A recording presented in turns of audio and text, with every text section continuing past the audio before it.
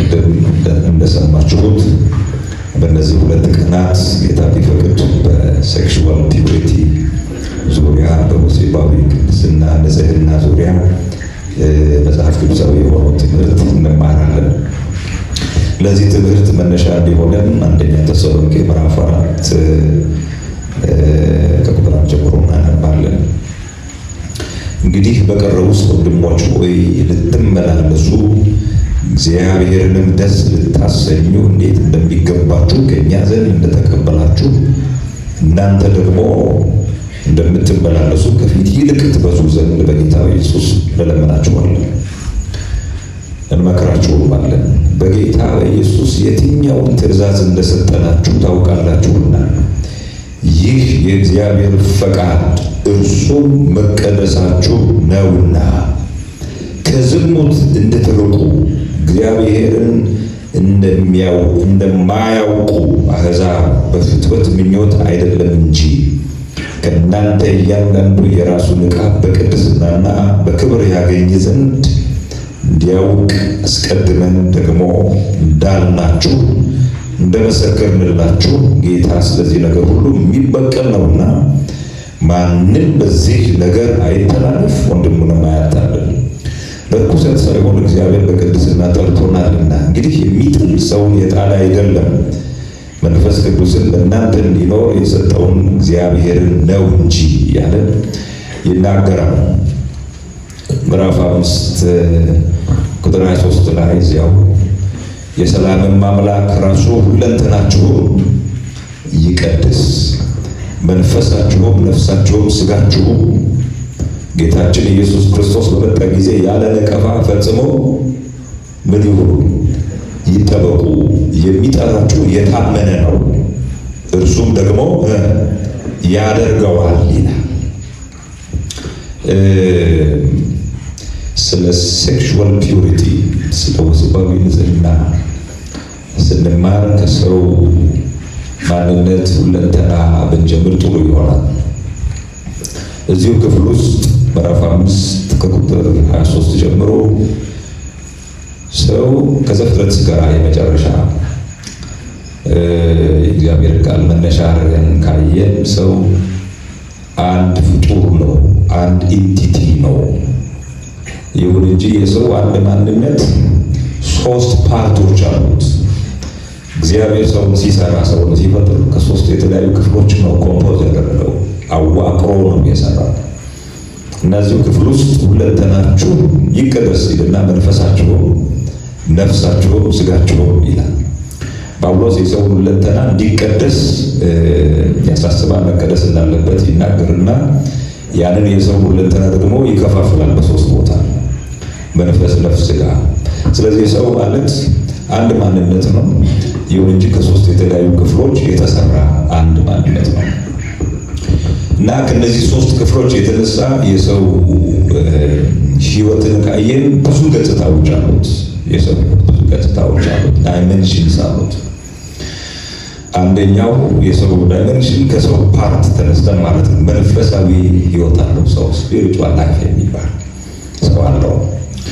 ሁለተኛው ነፍስን ስናነሳ እንግዲህ ሳይኮሎጂካል የሆነ ላይፍ አለው ሰው። ሳይኮሎጂካል ስንል ሜንታል ሊሆን ይችላል፣ ኢሞሽናል ሊሆን ይችላል እና ሜንታል ላይፍ ኢሞሽናል ላይፍ እያልን መከፋፈል እንችላለን። እንደዚሁም የሰውን ሥጋ ወይም የሰውን ሰውነት መነሻ አድርገን ካየን ሰው ፊዚዮሎጂካል የሆነ ላይፍ አለው እና ከዚያ የሚነሳ ደግሞ ሰው ሴክሹዋል ላይፍ አለው።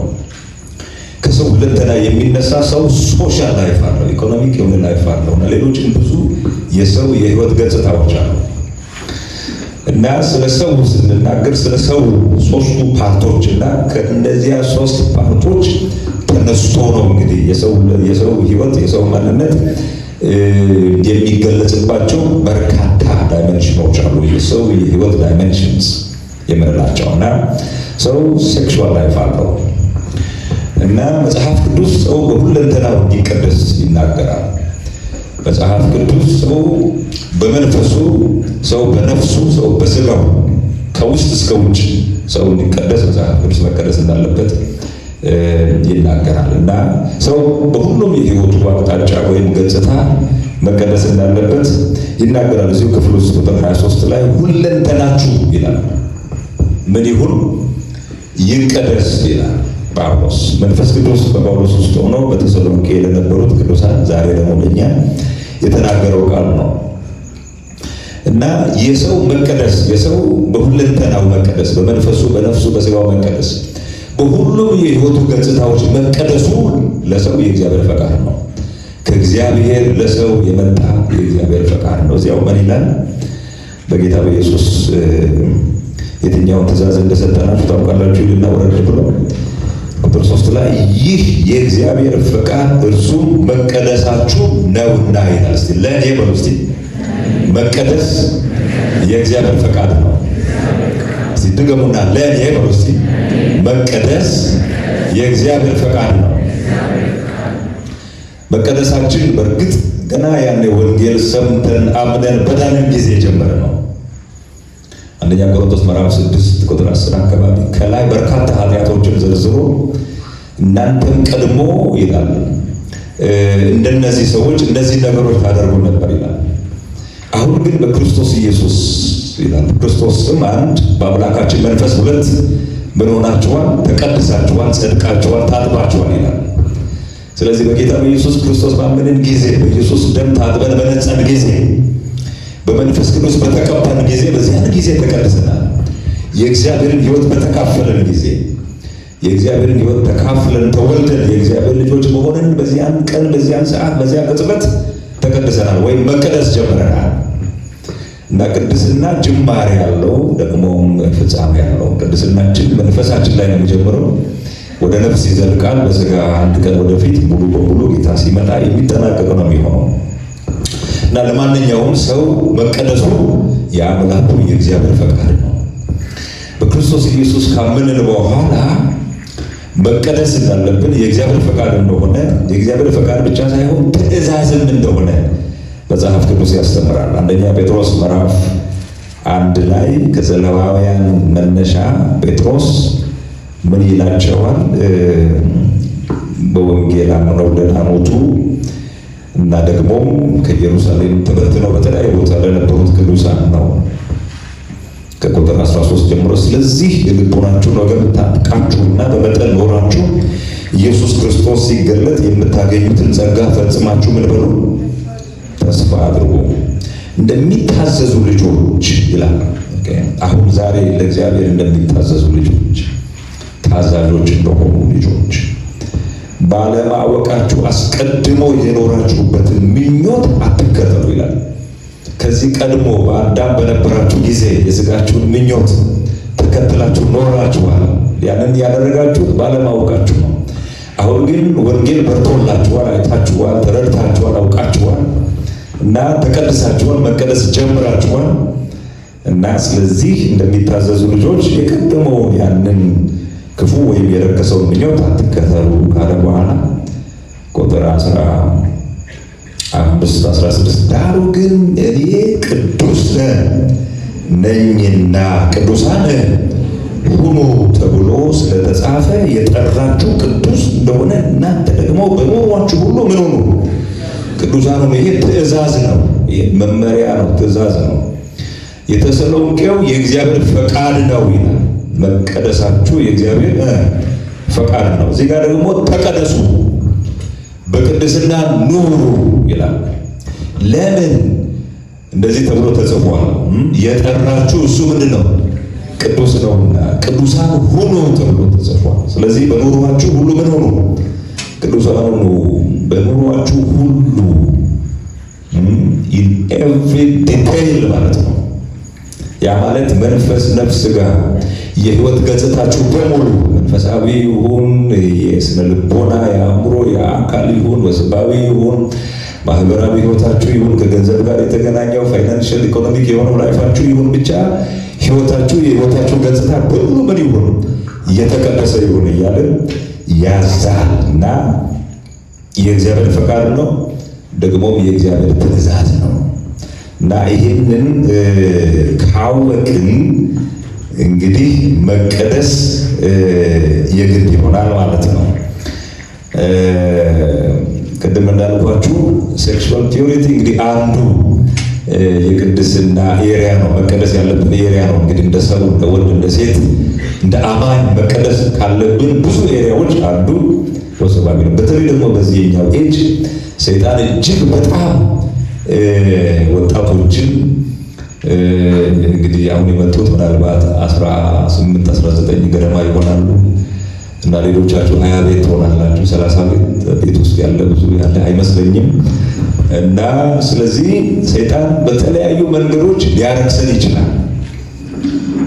ሰይጣን በተለያዩ መንገዶች እኛን ሊፈትነን ይችላል እና ደግሞ ሊጥለን ይችላል። እና በዋናነት በዚህኛው ኤጅ ሰይጣን ቅዱሳንን የሚፈትነው በሴክሹዋል ላይፋቸው ነው እና እጅግ በጣም ሴንሲቲቭ የሆነ ኤሪያ ነው። በዚህኛው ኤጅ ለፈተና የተጋለጠ ኤሪያ ነው።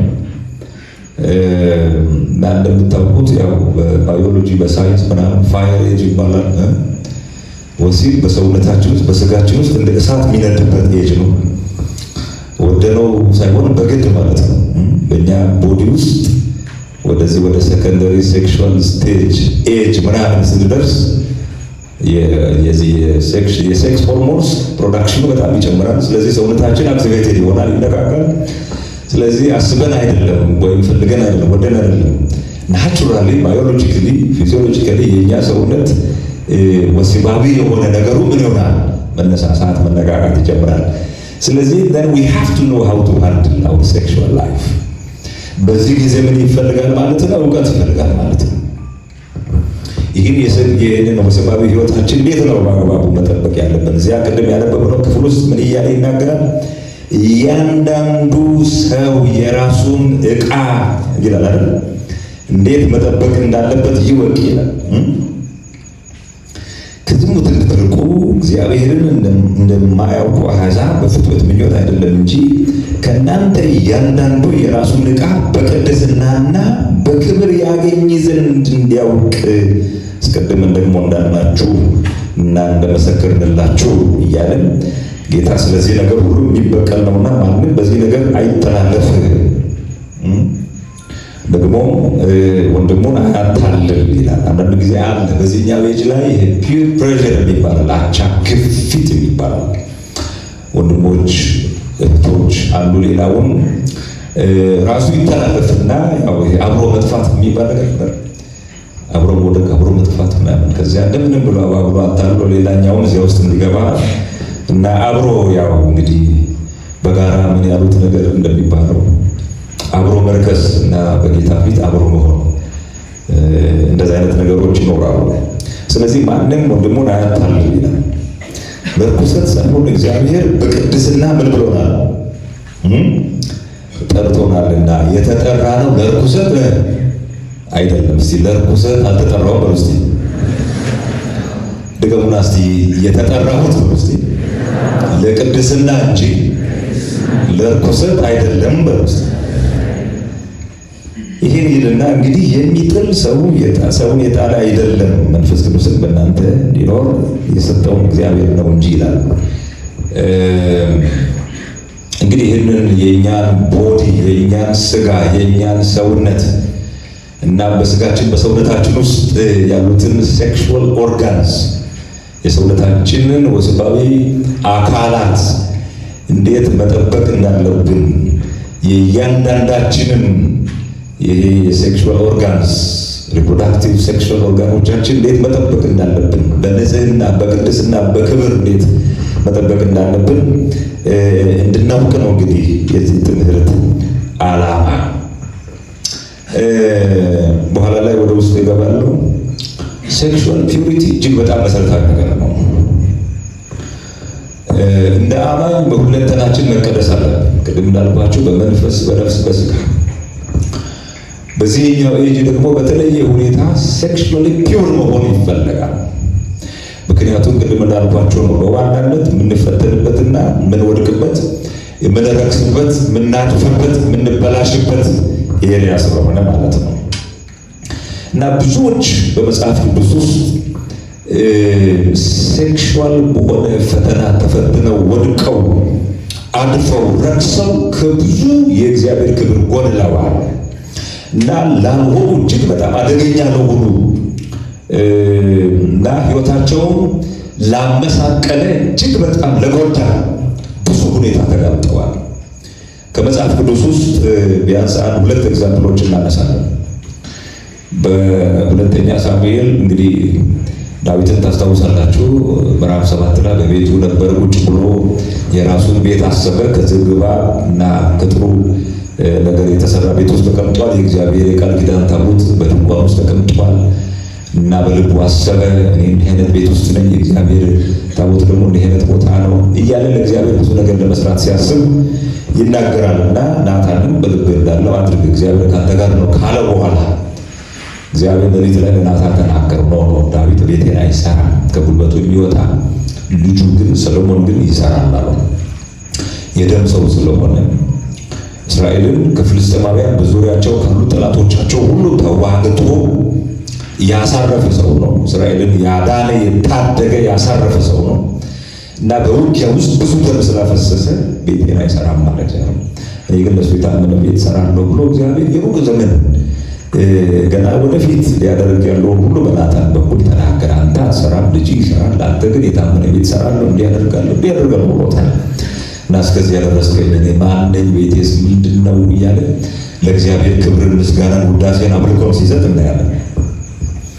ምዕራፍ 10 አልፎ 11 ላይ ይሄ በየዓመቱ እንግዲህ ያለ አይደለ የዘመን መለወጫ በእስራኤል ባህል ጦርነት ይደረጋል ሁል ጊዜ እና ኢዮአብ የሰራዊት አለቃ ነው። ሌሎችም የሰራዊት አለቆች ሰራዊቱ በሙሉ ለጦርነት የት ነው ያለው? ግንባር ላይ ነው ያለው እና ዳዊት የጦር አለቃም ነው።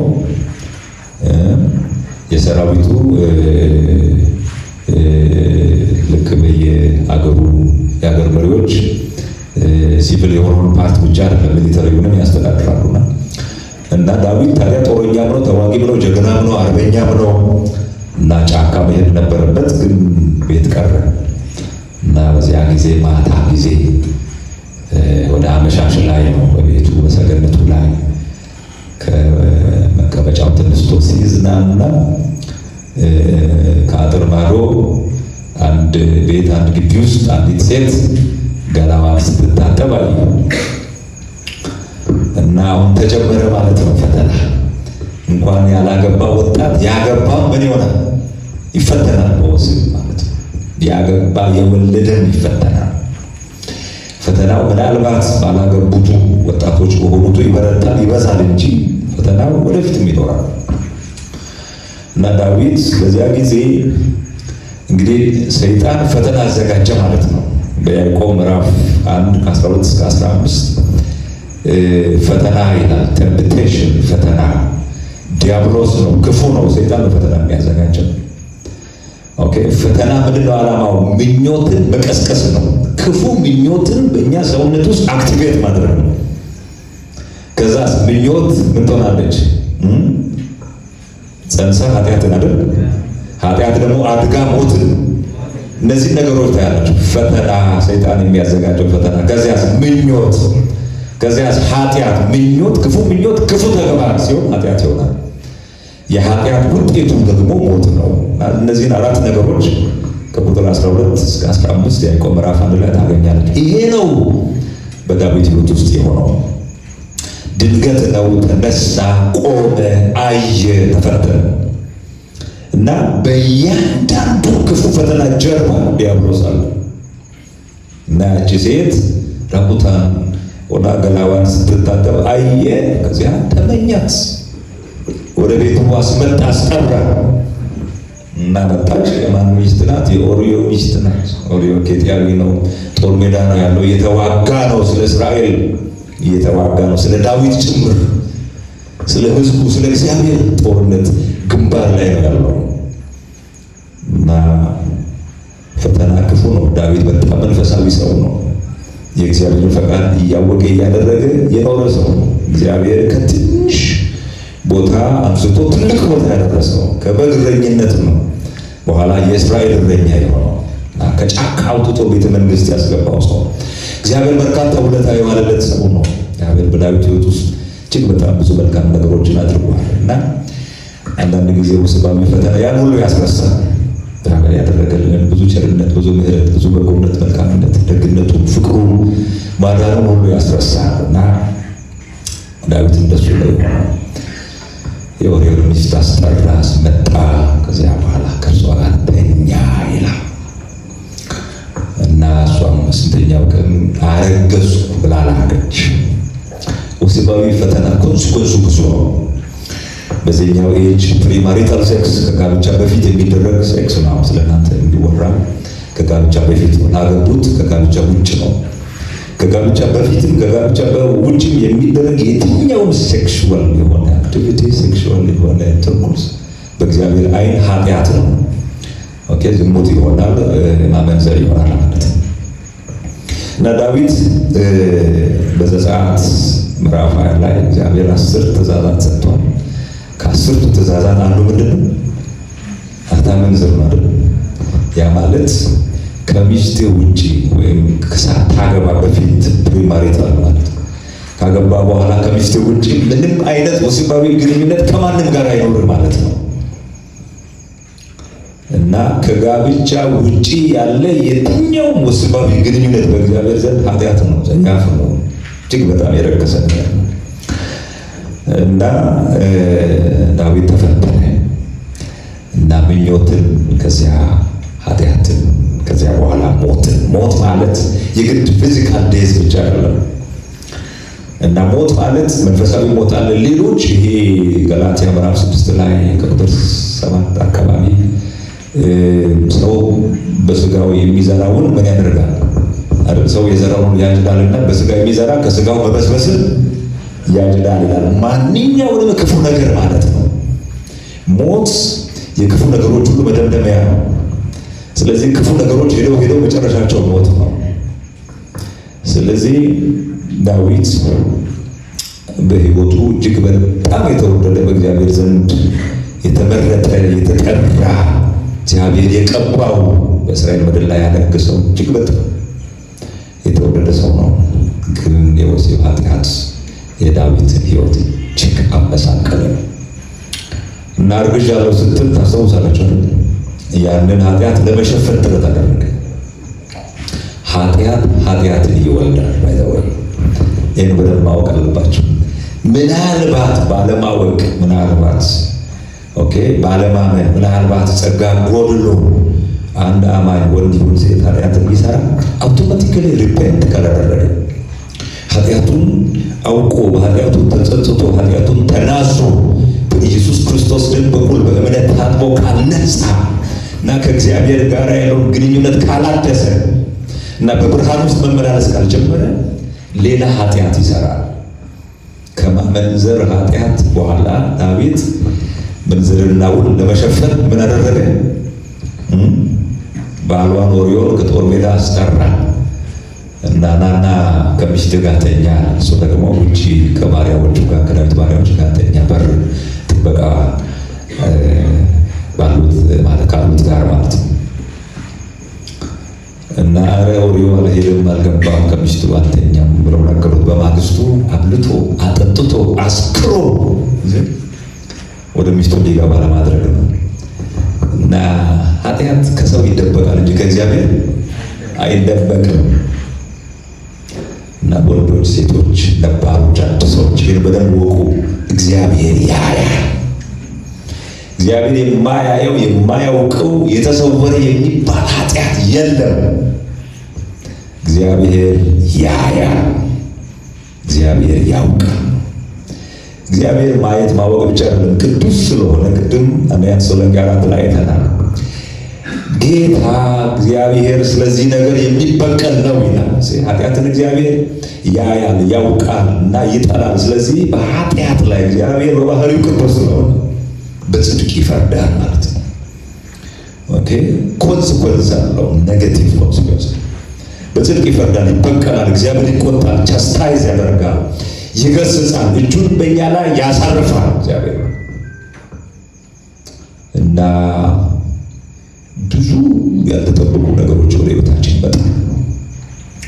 ዳዊት በወሲብ ኃጢአት ምክንያት በወሲብ ሕይወቱ ኮራፕትድ ስለሆነ ዲፋይልድ ስለሆነ ከሴክሹዋል ፒዩሪቲ ወደ ሴክሹዋል ኢምፒዩሪቲ የተሸጋገረውና ስለዚህ በሕይወቱ በጣም ብዙ ነገሮች ሆኑ። ኦሪዮን አስመጣ፣ ግባለው አልገባም፣ አበላ ጠጣ፣ ሰከረው አልገባም። በሶስተኛው ቀን እንደዚህ ያደረገው ደብዳቤ ጽፎ ለኢዮአብ በእንግዲህ ብርቱ ጦርነት ባለበት ኦሪዮን እዚህ አሰልፈው ተመቶ ይሞታል። አያችሁ፣ አሁን ኦሪዮ የሞተው ጦር ሜዳ ላይ በጠላት ሰይፍ ነው እንዴ? አይደለም፣ በዳዊት ነው የተገደለው። በሰይፍ ገደልከው ነው እግዚአብሔር በናታን በኩል። እዚህ አሁን ከማመንዘር ኃጢአት ወደ መግደል ኃጢአት ተሸጋገረ እና ኃጢአትን ይወልዳል ያልኳችሁ ለዚህ ነው። ከዚያ በኋላ እግዚአብሔር እንደዚህ ያለው ከዚህ በኋላ በቤት እንደዚህ ይሆናል፣ ሰልፍ አይጠፋም፣ መከራ አይጠፋም፣ ስቃይ አይጠፋም፣ ሚስት እንዲትሆናለች፣ አንተ እንዲትሆናል፣ ልጆች እንዲሆናሉ። የመከራ አይነት ነው እዚያ ጋር የተዘረዘረው። ምዕራፍ 11 ላይ ምዕራፍ 12 ላይ እግዚአብሔር አምላክ ሲናገር ታያላችሁ። እና በሕይወቱ ዳዊት ያላስበው ያልተጠባበቀው ብዙ መከራ ነው። አምኖን የመጀመሪያ ልጁ ነው። የአቤሴሎምን እህት ትዕማርን ደፈረ። ቀጠለ። ከዚያ በኋላ ብዙ ኃጢአቶች ብዙ መከራዎች። አቤሴሎም በአምኖን ላይ ጠብቆ ተበክሎ ገሎ ሸሸ፣ ጠፋ። ተመልሶ አባቱን ለምኖ መጣ። የአባቱን ዙፋን በመፈንቅለ መንግስት ወሰደ። አባቱን ጫካ ነው ያስገባው። ወገኖቼ ሴክሹዋል ኢምፒዩሪቲ በጣም አደገኛ ነገር ነው። ዳዊትን ሕይወቱን፣ ቤቱን፣ ኑሮውን ነው ያበላሸው የጎዳው። እና ስለዚህ ከዚህ ጋር የሚሄድ የሳምሶንን ታሪክ ማስታወስ ትችላላችሁ። መሳፍንት 13፣ 14፣ 16 የሳምሶንን ታሪክ ነው የሚያወራው። እግዚአብሔር በተለየ ሁኔታ የወደደው የመረጠው የጠራው ሰው ነው። ባኑሄ የሚባል ሰው አለ። የእሱ ልጅ ነው። የዳን ሰው ነው። በጾርዓ አካባቢ ተወልዶ ያደገ ገና በማህፀን ውስጥ እያለ ነው ሕፃን ተወልደ እንደሚወለድና ናዝራዊ እንደሚሆን እግዚአብሔር በሱ በኩል እስራኤልን ከፍልስጤማውያን እንደሚያድን እግዚአብሔር የተናገረውና የረከሰ ነገር እንዳይበላ እንዳይጠጣ፣ ጸጉሩ እንዳይቆረጥ ናዝራዊ ነው። ለእግዚአብሔር የተለየ ነው፣ የተቀደሰ ነው። ኦኬ፣ እግዚአብሔር እሱን ተጠቅሞ እስራኤልን ከፍልስጤማውያን እጅ ያድናል ብሏል እግዚአብሔር። በዚያ መሰረት ነው እንግዲህ ተጸነሰ፣ ተወለደ፣ ማደግ ጀመረ። የእግዚአብሔር መንፈስ እሱ ላይ መጣ። ምዕራፍ 13 መጨረሻ ያነቃቃው ጭምር፣ ያበረታው ጭምር። ምዕራፍ 14 ላይ ታስታውሳላችሁ። የእግዚአብሔር መንፈስ በኃይል ወርዶ ያንበሳውን ደቦል ቆራርጦ ሲገድል፣ ከዚያ በኋላ ፍልስጤማውያንን ሲመታ ሲገድል ታያላችሁ። 1000 ፍልስጤማውያን በአንድ የአህያ መንጋ። ምዕራፍ 16 ላይ ነው አሁን ወደ ፈተና መግባት ጀመረ። ጋዛ ውስጥ ወደ አንዲት ጋለሞታ ሴት ገባ እና አድሮ ወጣ። ሲወጣ የጋዛን መግቢያ በር ገንጥሎ፣ የአንድ ከተማ በር ትልቅ ነው፣ ግዙፍ ነው፣ ከባድ ነው። ግን ገንጥሎ ተሸክሞ ሄዷል። እግዚአብሔር አልተለየውም። ግን በወሲባዊ ኃጢአት ውስጥ ነው የነበረው። እግዚአብሔር ግን አልተለየ። አንድ ጊዜ ባይደወይ ኃጢአት ሰርተን እግዚአብሔር ወዲያው ላይ ሊለየን ይችላል። ልሳኖቻችን ከኛ ጋር ሊኖሩ ይችላሉ። መዝሙሩም ጸሎቱም ምንም ከኛ ጋር ሊቀጥል ይችላል። ግን መውደቅ እየጀመርን ነው። ከእግዚአብሔር ክብር፣ ከእግዚአብሔር በረከት፣ ከእግዚአብሔር መንፈስ፣ ከእግዚአብሔር ፕሬዘንስ መውጣት እየጀመርን ነው። ከዚያ በኋላ ወደ ደሊላ ሲገባ ታያላችሁ። እና ደሊላን ወደዳት፣ ራሱን ሰጠ። ይሄ እግዚአብሔር አምላክ በተለየ ሁኔታ የወደደው የመረጠው የጠራው ሰው፣ ናዝራዊ የሆነ ሰው፣ የእግዚአብሔር መንፈስ በላዩ ላይ ያረፈ ሰው፣ በእግዚአብሔር መንፈስ ኃይል እስራኤልን ከፍልስጤማውያን እጅ ማዳን የጀመረው ሰው በወሲብ ኃጢአት ምክንያት መውደቅ ጀመረ። መጨረሻ ላይ ታስታውሳላችሁ። እና ያው እያታለላት የኃይሉ ሚስጥር ጸጉር ውስጥ እንደሆነ ነገራት። አቅም አሳጣው። ኃጢአት መንፈሳዊ አቅም ያሳጣል። የእኛን የውስጥ የልብ በልባችን ውስጥ ያለውን መንፈሳዊ ሚስጥር እውነት ሁሉ ጠላቶቻችን በቀላሉ እንዲያገኙ ያደርጋል። ያጋልጠናል ለጠላት እና ጠላቶች መጡብህ አላቸው። የመጀመሪያዎቹ 1፣ 2፣ 3 ሙከራዎች ይነሳል፣ የእግዚአብሔር ኃይል ይመጣል። ከዚያ በኋላ የሆነ ነገር ይሆን ነበር። የመጨረሻው ሙከራ ላይ ግን እንደ ቀድሞው ሆናለሁ ብሎ አሰበ። ግን የእግዚአብሔር መንፈስ የእግዚአብሔር ኃይል የለም። ለምን የእግዚአብሔር መንፈስ የለም? የእግዚአብሔር መንፈስ የሌለው ለምንድን ነው? ሳምሶን ቅድስናውን ስለጣለ ናዝራዊነቱን ስለተወ እና ከዚያ በኋላ ሉቃው ወሲባዊ ፒዩሪቲ በመጀመሪያ መንፈሳዊ ሕይወታችንን ይጎዳል። ከእግዚአብሔር ጋር ያለንን ግንኙነት ያበላሻል። እግዚአብሔርን ያሳጣናል። የእግዚአብሔርን ሕልውናው ፕሬዘንሱን ከሕይወታችን ያሳጣል። ከዚህ ቀደም ከኛ ጋር የነበረ ሲናገርን ስንሰማው የነበረ እግዚአብሔር አብሮ ሊወጣ ይገባ የነበረ እግዚአብሔር ይሰራ የነበረ እግዚአብሔር ይጠፋል፣ የለም፣ አይኖርም።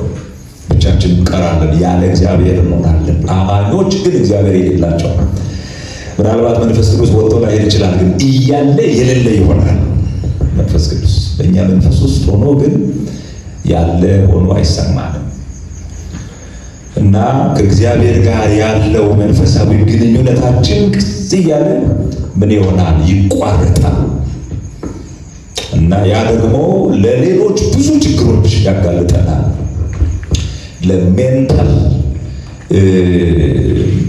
ችግሮች ያጋልጠናል። ባይታዊ ወሲባዊ ችግር ውስጥ ስንገባ ይኸውላችሁ ከጋብቻ ውጭ የሚደረግ ማንኛውም ሴክስ መንፈሳዊ ነገርን ይጎዳል ብያቸዋለሁ። ከእግዚአብሔር ጋር ያለን ግንኙነት ይቆርጣል። ከዚያስ አእምሯችን ችግር ይገጥመዋል።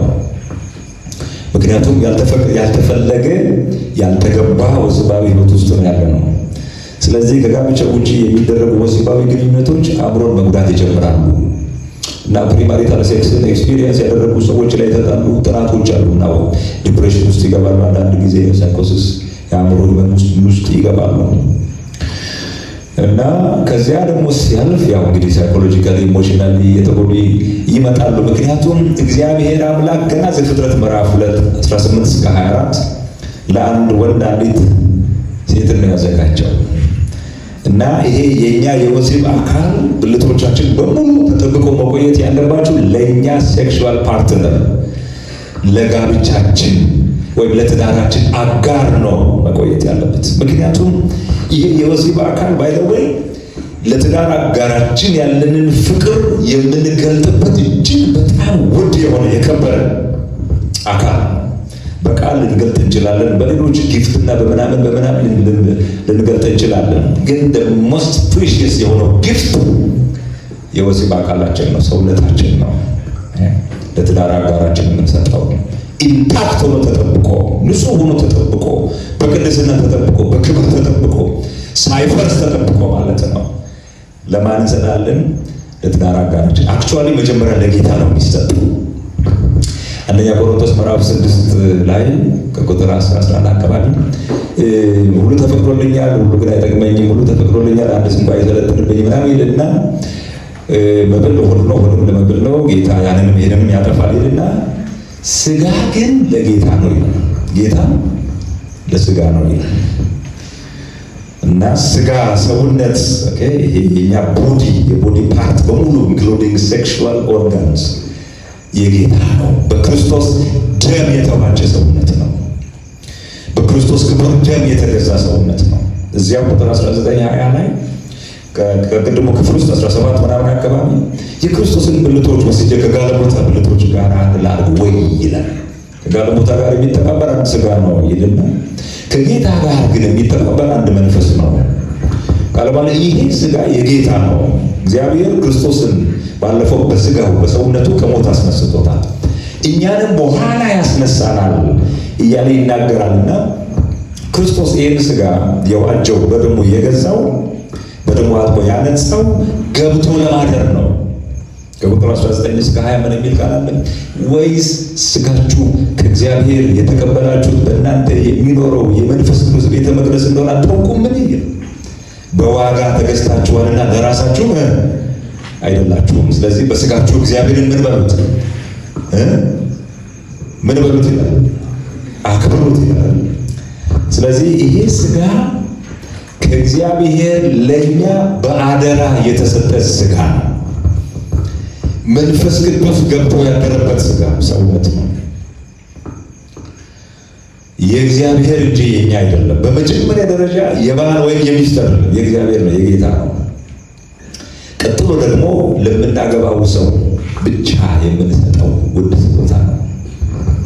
ሼር የምናደርገው ፍቅርን ሼር የምናደርግበት ቦዲ ፓርታችን ነው። ኦኬ። ስለዚህ ይህንን እንግዲህ እግዚአብሔር የሰጠንን ይህንን ሰውነት በአግባቡ ካልጠበቅን ለወሲባዊ ኃጢአቶች አሳልፈን ከሰጠን ቅድም እንዳልኳቸው መንፈሳዊ ሕይወትን ይጎዳል። ከዚያ አእምሮን ይጎዳል። ከዚያ ሰውነትን ይጎዳል። ፊዚካሊ ተጎጂ ነው የሚሆነው። ለተለያዩ ባይተወይ በሽታዎች እንጋለጣለን። ፕሪማሪታል ሴክስ ለተለያዩ በሽታዎች ያጋልጣል። ሴክሹዋሊ ትራንስሚትድ ለሆኑ ኢንፌክሽኖች፣ የአባለዘር በሽታ፣ ፈሳሽ የሚያመጣ ቁስለት የሚያመጣ ብተት የሚያመጣ በሽታ፣ እሱ ደግሞ ለሌላ በሽታ ያጋልጣል። ምን ማለት ነው? ወደፊት ነው እግዚአብሔር ብሎ በሕይወት ኖረን ስናገባ የመውለድ ዕድላችን ይቀንሰዋል። ኢንፈርቲሊቲ የሚባል ነገር አለ። ኦኬ። ምንም እንኳን እግዚአብሔር እንድናገባ እንድንወልድ ፈቃዱ ቢሆንም የኛ የባለፈው ኦኬ ሳናውቅ ምናልባት ሳንማር ሳናውቅ ኦኬ ቀርቶ ማለት ነው ሳናውቀው ያደረግነው የወሲብ ሕይወት ለበሽታ ያጋልጠናል። ያ በሽታ ደግሞ የመውለድ አቅም ያሳጣል፣ ኢንፈርታይል ያደርጋል ማለት ነው። ኦኬ። ለኤችአይቪ ኤድስ ያጋልጣል፣ ከዚያም ሲበስ ማለት ነው። እና በጣም አለ ደግሞ ከባሰ ምን ይሆናል ማለት ነው። እንግዲህ ሴቶች እህቶቻችን ላልተፈለገ እርግዝና ይጋለጣል፣ አንወንትድ ፕሬግናንሲ። እና እርግዝና የሚጠበቀው የት ነው? ጋብቻ ውስጥ ነው። ምክንያቱም ወሲብ የሚፈቀደው ጋብቻ ውስጥ ነው። እዚያ ደግሞ እርግዝና ይኖራል፣ ኤክስፔክት ይደረጋል። ላልተፈለገ እርግዝና የተጋለጠች ሴት ደግሞ ምንም ጥርጥር የለውም ሳይኮሎጂካሊ ኢሞሽናሊ አፌክትድ ትሆናለች። ኦኬ። ከትምህርት ትወጣለች። እና ከዚያ በኋላ ምን ይሆናል? ምናልባት ወደ አቦርሽን ትሄዳለች፣ ወደ ውርጃ ትሄዳለች። ውርጃው ሴፍ ሊሆን ይችላል፣ አንሴፍ ሊሆን ይችላል። ማለት በሕክምና ተቋም ውስጥ ሊሆን ይችላል፣ ከሕክምና ተቋም ውጭ ሊሆን ይችላል። አሁን በእኛ ዘመን አብዛኛው አቦርሽን የሚሰራው በሕክምና ተቋም ውስጥ ነው። የሆኑ ኮንዲሽንስ አሉ፣ እነሱ ከተሟሉ ይቻላል ተብሏል። ያ ማለት ሌጋሊ አቦርሽን ውርጃ በእኛ ሀገር ባይፈቀድም ግን በሆኑ ኮንዲሽንስ ሌጋል ነው። አንዲት ሴት ከ18 ዓመት በታች ነኝ እና በአጋጣሚ ነው ያረገዝኩት ካለች ማስወረድ ትችላለች። ከዘመድ ነው ያረገዝኩት ካለች ማስወረድ ትችላለች። ተደፍሬ ነው ካለች ማስወረድ ትችላለች። ሌሎችም ኮንዲሽንስ አሉ። ስለዚህ የሄዱ ወጣቶች በጣም ነው የሚያስወርዱት ማለት ነው። እና አቦርሽን በዚህኛው ኤጅ ላይ በተለይ ዩኒቨርሲቲ ውስጥ ባሉ ሴት ተማሪዎች ዘንድ በጣም ኮመን ነው። በጣም ስለዚህ ምን ይሆናል ማለት ነው? እንግዲህ አሁን አቦርሽን ነፍስን መግደል ነው። እንግዲህ ወሲብ ኃጢአት፣ ዝሙት፣ ከዚያ ያለ ነፍስን መግደል ይቀጥላል ማለት ነው። እና አሜሪካ ውስጥ እና አንዳንድ ቦታ የተጠኑ ጥናቶች አሉ። ወደ 67% ገደማ አቦርሽን ያካሄዱ ሴቶች በሕይወታቸው በጣም ዲፕሬስድ ይሆናሉ። ከዚያ በኋላ ቢያገቡም ባያገቡም በጣም ሳይኮሎጂካሊ ይጎዳሉ፣ ኢሞሽናሊ ይጎዳሉ፣ ዲፕሬስድ ይሆናሉ ምናምን እያለና መንፈስንም ነፍስንም ስጋንም የሚጎዳ ይሆናል ማለት ነው። ከብዙ በረከት ከብዙ ክብር ከብዙ መልካም ነገር ያጎድላል። እንግዲህ ለመማር መጥቶ ትምህርትን አቋርጦ መሄድም ይመጣል። አንዳንዶች ከዛ ከባሰ ሰይጣን ያሳምናቸዋል። በቃ ከዚህ በኋላ መኖር አትችይም፣ ወላጆችሽ ይጠብቁ ነበረ፣ አንቺ አርግዘሻል እና ደግሞም እንደዚህ ሆነሻል፣ ስለዚህ ራስሽን አጥፊ ይላል።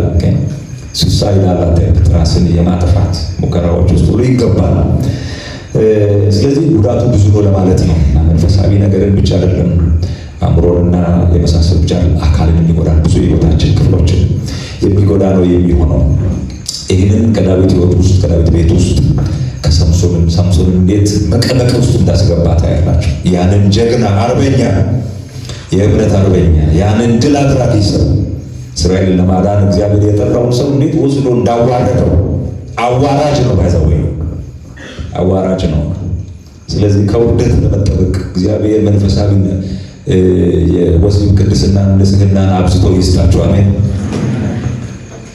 ወሰዱት፣ ዓይኑን አወጡ፣ እጁን አሰሩ፣ ወፍጮ አስፈጩት፣ ሳይፈልግ ለአማልክቶቻቸው እንዲደንስ ያደረጉት እና ይህ ሁሉ የወሲብ ኃጢአት ውጤት ነው። እና በወሲባዊ ሕይወታችን ንጹሕ ከሆንስ ከተቀደስንስ የሚገርም ሕይወት ይኖረናል። መንገዳችን የቀና ይሆናል። መጨረሻችን ያማረ ይሆናል። ዮሴፍን ማየት ትችላላችሁ። ምዕራፍ 37 ላይ አባቱ ስለወደደው በብዙ ክብር ያጌጠ ልብስ ያለብሰው ስለነበረ ከዚያ ህልሞችን ስላለመ ስለነገራቸው ጠሉት። ጥላቻቸው እጅግ ብዙ ነበር እና አባቱ እኮ ምግብ አስይዞ ውሃ አስይዞ ሂድና ወንድሞችህን ጎብኛቸው ብሎ በላከው ጊዜ ነው ገና አዩት። ህልመኛው መጣ፣ እንግደለው አሉት። ልብሱን አወለቁ፣ ራቁት አደረጉት፣ ጉድጓድ ጣሉት፣ አወጡት። የእስማኤላውያን ነጋዴዎች ሲሄዱ አዩት፣ ሸጡት። ምዕራፍ 39 ላይ ወደ ግብፅ ወረዱ። ለጲጥፋራ ለግብፅ ንጉሥ ለፈርዖን ጃገረባ ለጲጥፋራ ሸጡት። እና እንግዲህ አስታውሱ፣ እዚያ የጲጥፋራ ሚስት አየችው እና ዓይኗን ጣለችበት። እና ዮሴፍ ግን እንደዚያ ደጋግማ ትጠይቀው ነበር፣ ከኔ ጋር ተኛ ያለችው። ኦኬ፣ እሱ ደግሞ የእግዚአብሔር መንፈስ ከሱ ጋር አለ። ባለ ራእይ ነው፣ ዓላማ አለው። እግዚአብሔር አምላክ በአባቱ ቤት ማዶ ከነዓን እያለ ደጋግሞ ያሳየው ህልም አለው።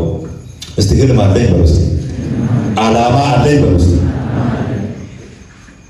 እባካችሁ በህይወታችሁ ዓላማ አላችሁ። እግዚአብሔር በእናንተ ህይወት ዓላማ አለው፣ ህልም አላችሁ። እናንተ ራሳችሁ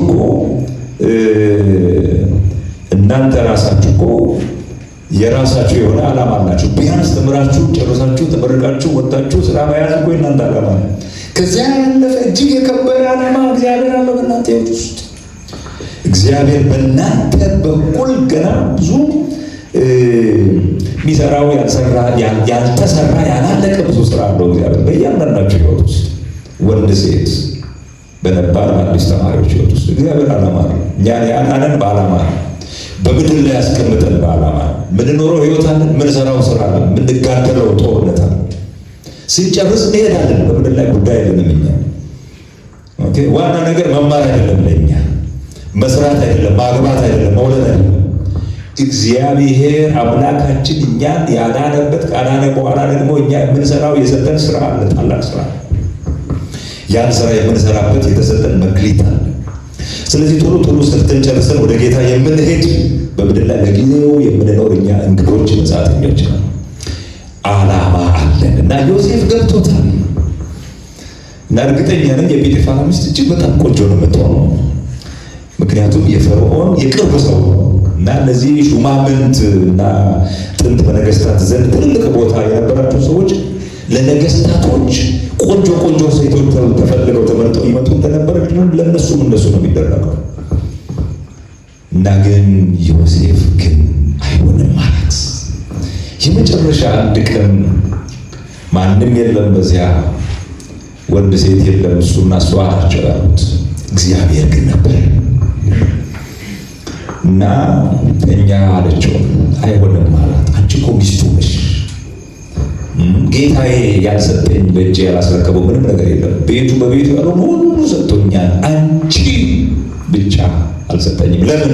ሚስቱ ነሽ። ስለዚህ አይሆንም ማለት እና እዛ ጋር ነገር ተናገር። ይህንን ክፉ ነገር በእግዚአብሔር ፊት እንዴት አደርጋለሁ? ይህ ታላቅ ኃጢአት በእግዚአብሔር ፊት እንዴት አደርጋለሁ አለ።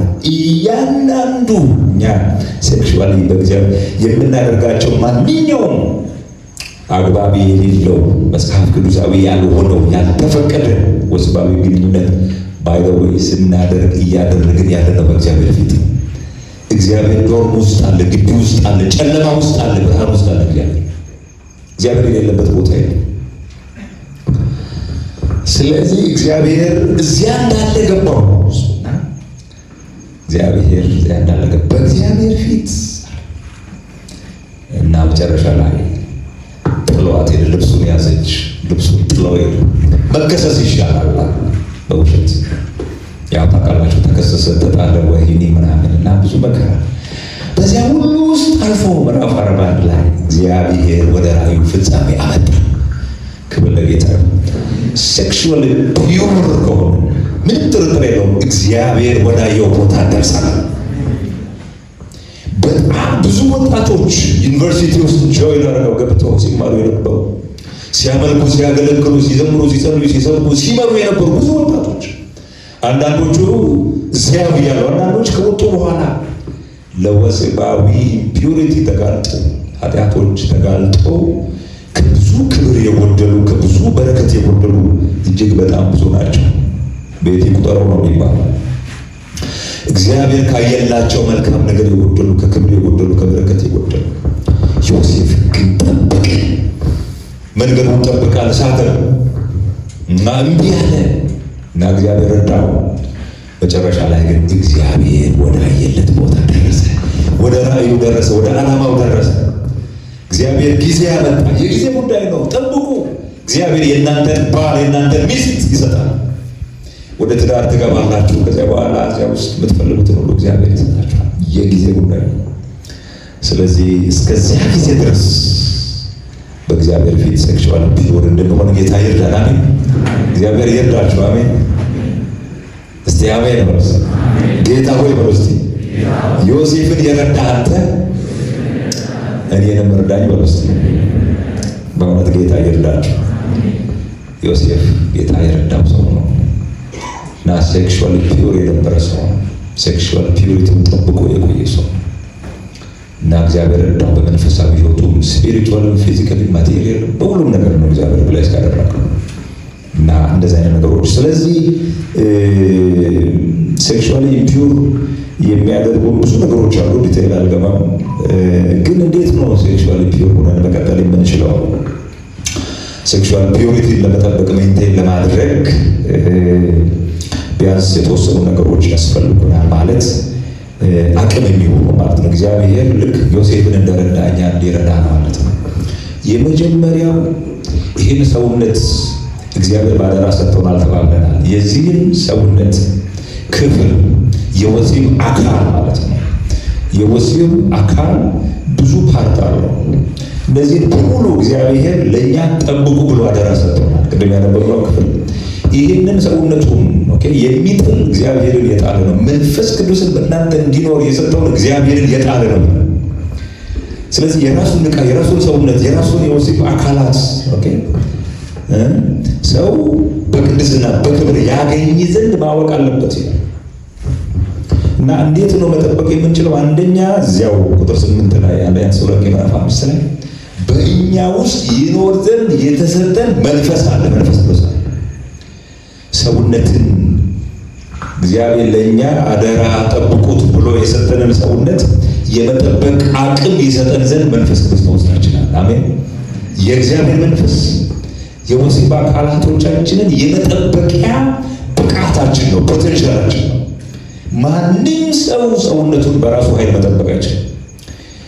በባህል፣ በሃይማኖት፣ በሕግ፣ በምናምን በተለያዩ ነገሮች ገብቷቸዋል። አንዳንድ ጊዜ ይሄ ሶሻል ስቲግማዎች አሉ አይደል? አሁን ሰው ያለ ጊዜው ከጋብቻ በፊት ሴክሹዋል የሆነ ፕራክቲስ ውስጥ ቢገባ ከዚያ እርግዝና ቢኖር ከዚያ መውለድ ምናምን አቦርሽን ምናምን ቢኖር ያ ቢታወቅ ማህበራዊ ውግዘቱ ምናምን ይኖራል። ሰው እሱን እየፈራ ነው እንጂ እንደ ዮሴፍ ማንንም ሳይፈራ ማለት ነው፣ ባህልን ሳይፈራ የሆነ ነገርን ሳይፈራ ግን ሴክሹዋል ፒውር ሆኖ መቆየት የሚቻለው በእኛ ውስጥ ባለው በመንፈስ ቅዱስ ኃይል ነው። መንፈስ ቅዱስ ኃይላችን። አሜን። ሁለተኛ ጢሞቴዎስ ምዕራፍ 1 ቁጥር 7 ላይ እግዚአብሔር የኃይልና የፍቅር ራስን የመግዛት መንፈስ እንጂ የፍርሃት መንፈስ አልሰጠንም። እስቲ መንፈስ ቅዱስ ብሎ እስቲ ኃይሌ ነው። በመንፈስ ቅዱስ ኃይል ሰውነታችንን መጠበቅ እንችላለን፣ መቆጣጠር እንችላለን። አንደኛ ቆሮንቶስ 7 ላይ ምኞትን እሳት ነው ይላል።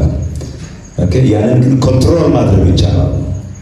አንደኛ ቆሮንቶስ 9 ከ24 አካባቢ እስከ 26 ምናምን ጳውሎስ ለሌሎች ከሰበኩ በኋላ የተጣልኩ እንዳልሆን ሥጋዬን እየጎሰምኩ አስገዛለሁ። በመንፈስ ቅዱስ ኃይል። የመንፈስ ቅዱስ ኃይል ሰውነታችን የምንጠብቅበት ብቃታችን ነው። መንፈስ ቅዱስ የተሰጠን ለዚህ ነው። እዚያው አንደኛ ጢሞቴዎስ ሁለተኛ ጢሞቴዎስ ምዕራፍ 2 ወደታች አካባቢ ጤናማ የሆነውን ቃል ለእኛ የተሰጠን መጠበቅ አለብን ይልና በተሰጠን በመንፈስ ቅዱስ በኩል ይለዋል ጳውሎስ። እንደዚህ ይለዋል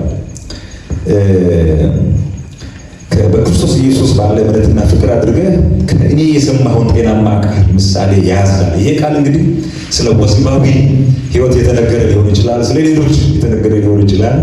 ይህንን ጤናማ ቃል ምሳሌውን ማለት ነው ያዝ። በምን ቁጥር 14 መልካሙን አደራ በእኛ ይህንን ያዝ፣ መልካሙን አደራ በእኛ በሚኖረው በመንፈስ ቅዱስ ጠብቅ ይላል።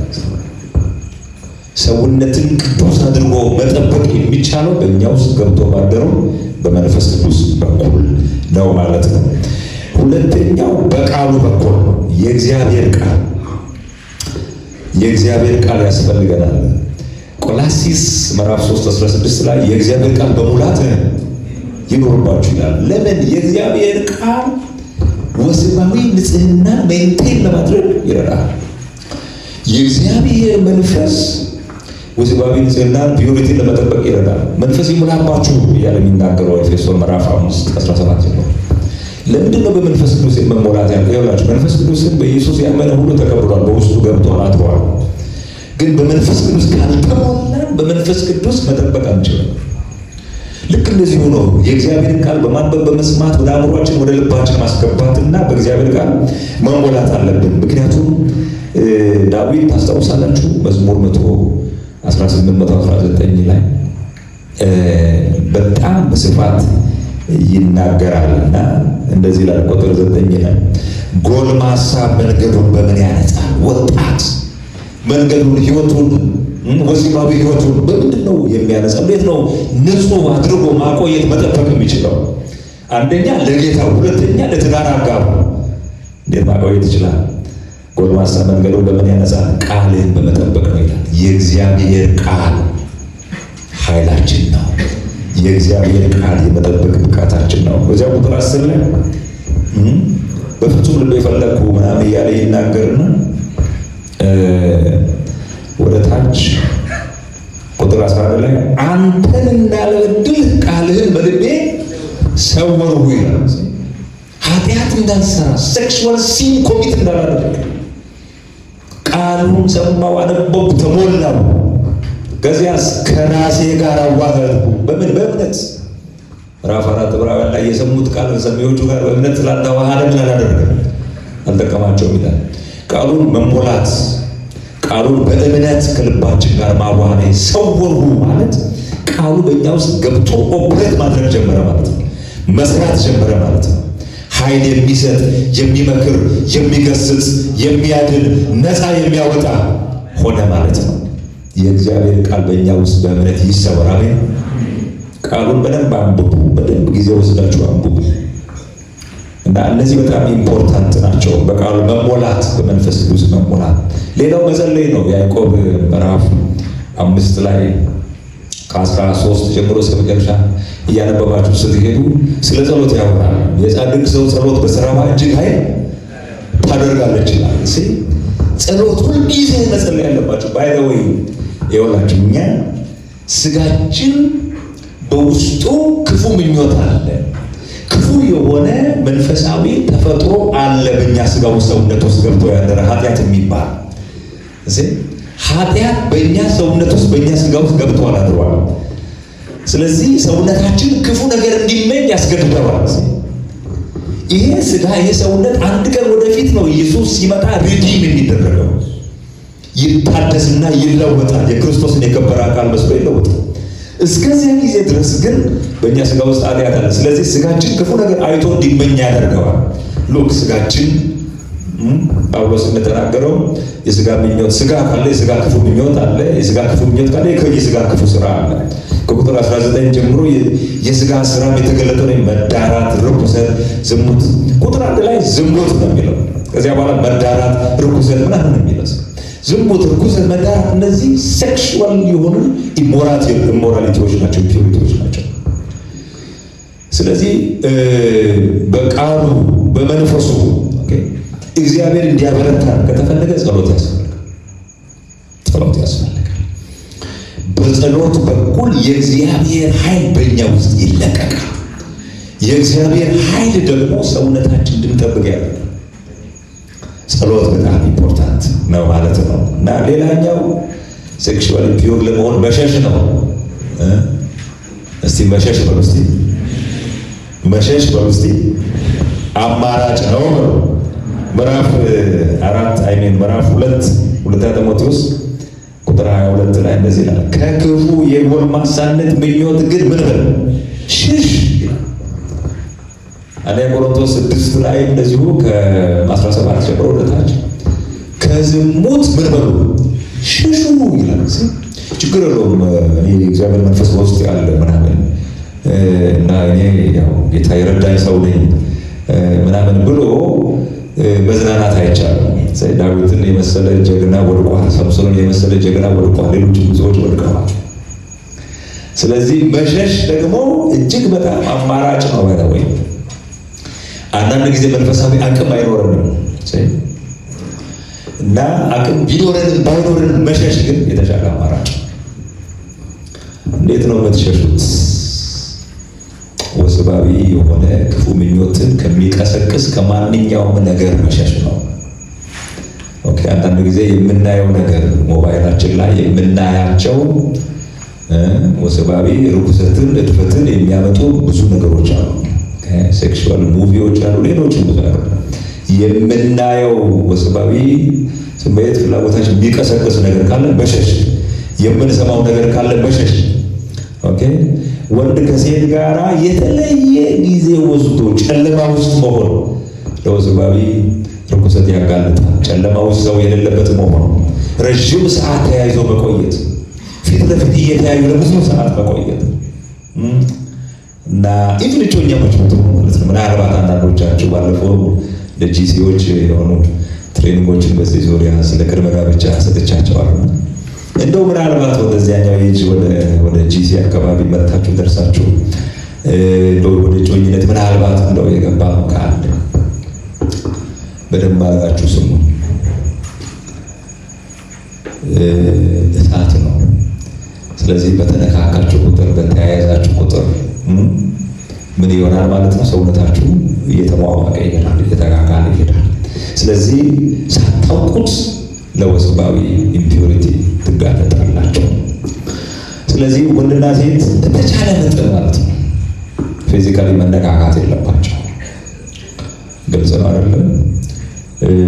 አሁን ያው ችግር አለ። ጓደኛ የኮነች ጮኛ የኮነች ከንፈር ለከንፈር መሳሳብ፣ እንኳን ከንፈር ለከንፈር መሳሳብ እጅ ለእጅ በደንብ መያያዝ ራሱ ያጋልጥሃል። ከንፈር መሳም ያለብህ የሚስትህን ብቻ ነው። ግልጽ ነው። አንቺ የባልሽን ብቻ እንጂ ብዙዎች ተሳስመው በኋላ ላይ ይለያያሉ። በጣም ያሳዝናል። ተቃቅፈው ምርምር ተሻሽተው እና መዳራት ከመነካካት ነው የሚጀምረው። ስትነካኩ፣ ስትደባበሱ፣ ምን ስትሉ ረጅም ሰዓት አብራችሁ ቁጭ ብላችሁ የሆነ ነገር ማውራት ስትጀምሩ፣ የሆነ ነገር ማየት ስትጀምሩ፣ መስማት ስትጀምሩ then you become sexually impure እና በጣም ለአደጋ ትጋለጣላችሁ። ስለዚህ ሽሹ። ከማንኛውም በእናንተ ሰውነት ውስጥ ክፉን ምኞት ከሚቀሰቅስ ነገር ሽሹ እና ማገልገል አያድናችሁ። እዚህ ውስጥ የህብረቱ መሪ መሆን አያድንም። በደምብ ስሙ። እዚህ ጋር ቆሞ መስበክ ማስተማር አይደለም፣ መዘመር አይደለም፣ መጸለይ አይደለም። እና ያው እኔ በአገልግሎት ረዥም ዓመት ቆይቻለሁ። ብዙ ኤክስፒሪየንሶች አሉኝ ከብዙ ወገኖች ጋር ማለት ነው። ይመጣሉ፣ ያማክሩኛል።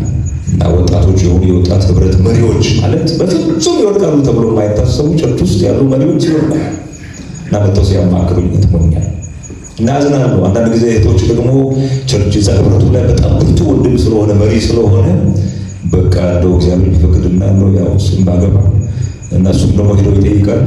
እሷም እንደው ይሄን የመሰለ ወንድምማ አግኝቼ ነው ትላለች። ከዚያ በኋላ ጮኝነት ይጀምራል።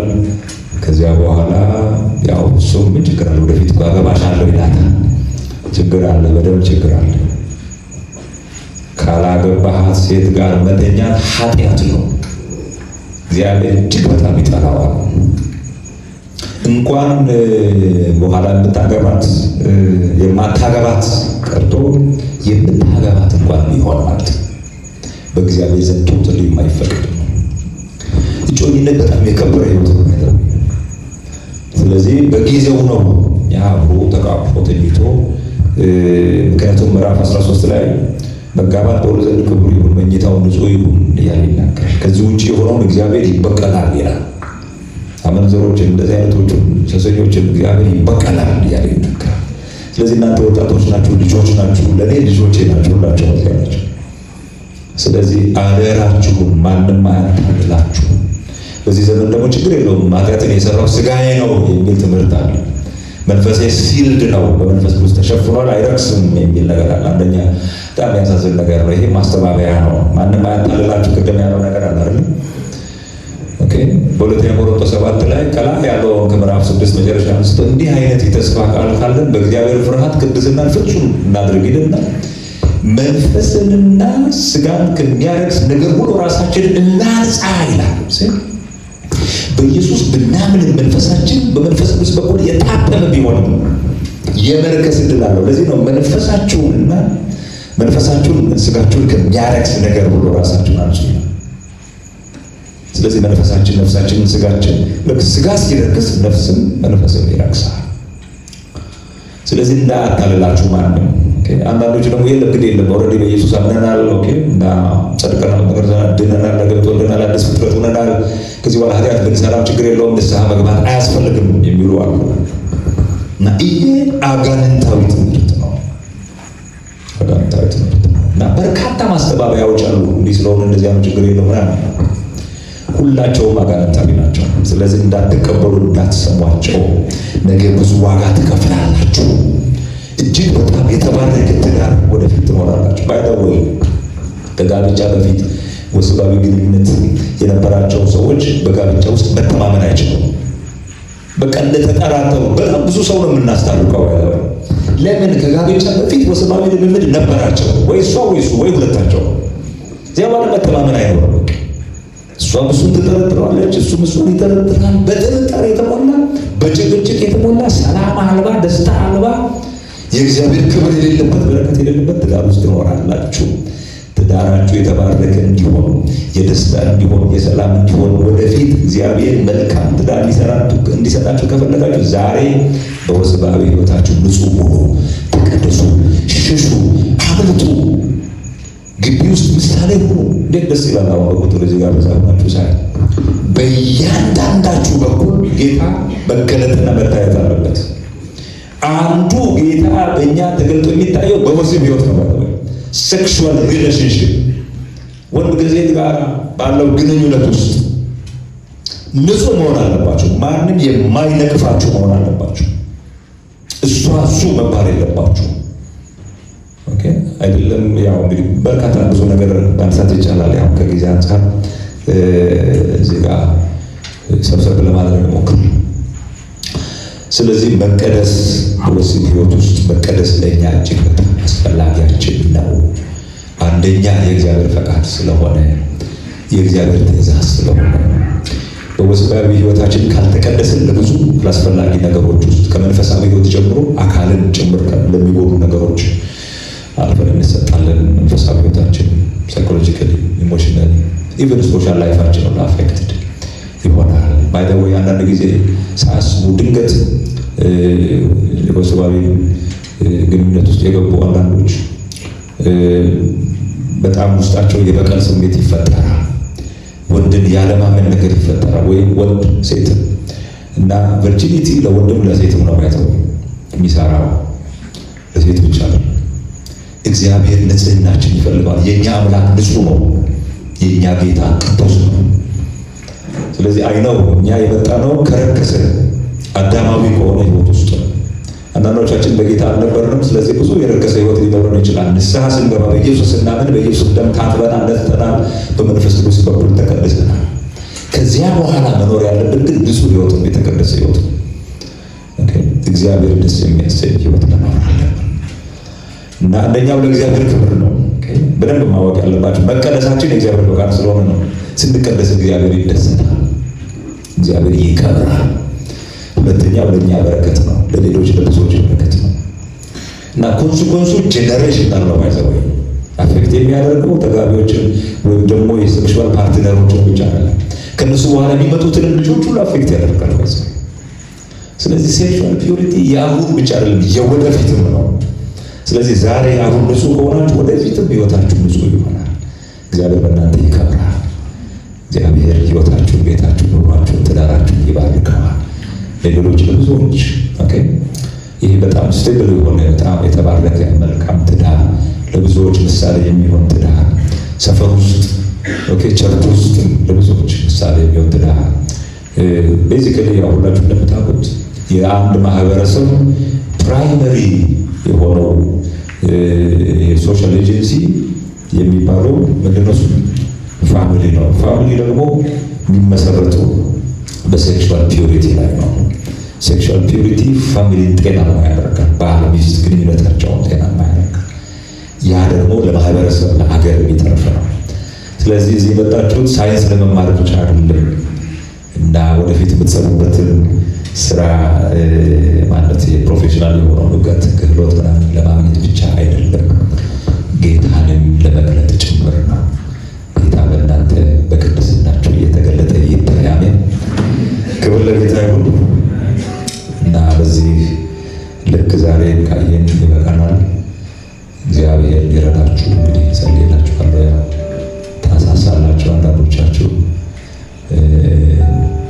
እንግዲህ ምናልባት አስራዎች ውስጥ ትሆናላችሁ እና ስለዚህ ብዙ መንገድ ማሳየት ያስፈልጋል እና በደንብ ተባበሩ፣ ተጋገዙ፣ ጸልዩ፣ ተመካከሩ። እግዚአብሔር በነገር ሁሉ ይርዳችሁ።